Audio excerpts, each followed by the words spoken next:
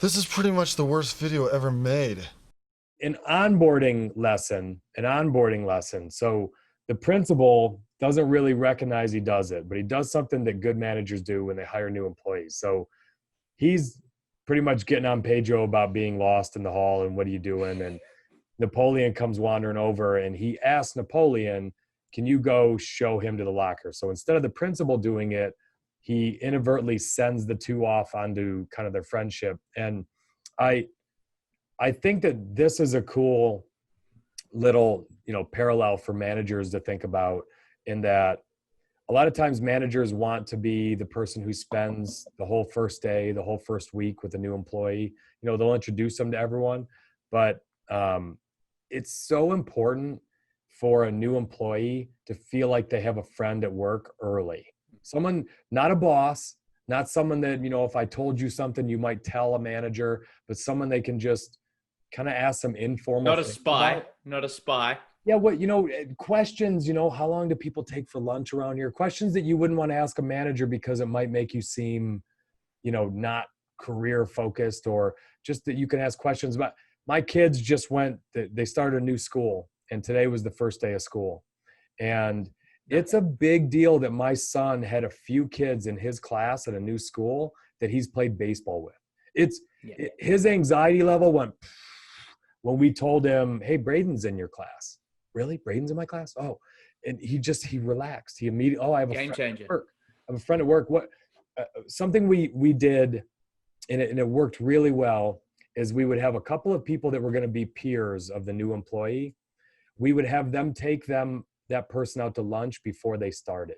So we would set it up. So if you were going to be in sales, or if you're a project manager, we'd have two project managers, usually people that had hired more recently, that were around that person's age or demographic, whatever it was. We'd have someone go take them to lunch.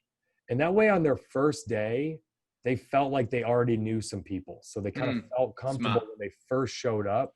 And we would have the people that took them to lunch, email them a few times, anything you want to know. Do you know directions? You know where to park? Like checking in with them before they even started. So there's so much anxiety and stress on a new employee in their first day that a lot of times managers don't stop to think about, because they haven't been new in the company in a long time. So they don't really remember what it was like being new. So, giving them that friend early, and especially someone who's been new recently. So someone who may be hired on 4 months ago or 5 months ago, it's recent enough where they remember the questions they had on their first day. They remember the stress they had driving to work their first day, and they'll give some little tips and some little helpful things. But by the end of that first day, that new employee thinks, cool, I got a few people I can go buddy up with when I need to. Nice. It is so big, Dave. It is so big. So I know it's a small part of the movie, but it struck me as an opportunity to talk about it today when we were chatting. Yeah, well, we do something similar, albeit we're a little bit smaller at the moment anyway.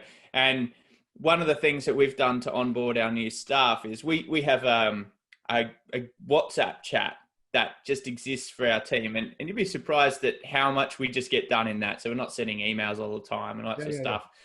And what we would do, if we're pretty confident that person's coming on board for maybe a week, maybe 2 weeks prior, we bring them into the WhatsApp chat and they just see how casual and how chill the group is. And they get to read in on the projects prior to even arriving at work.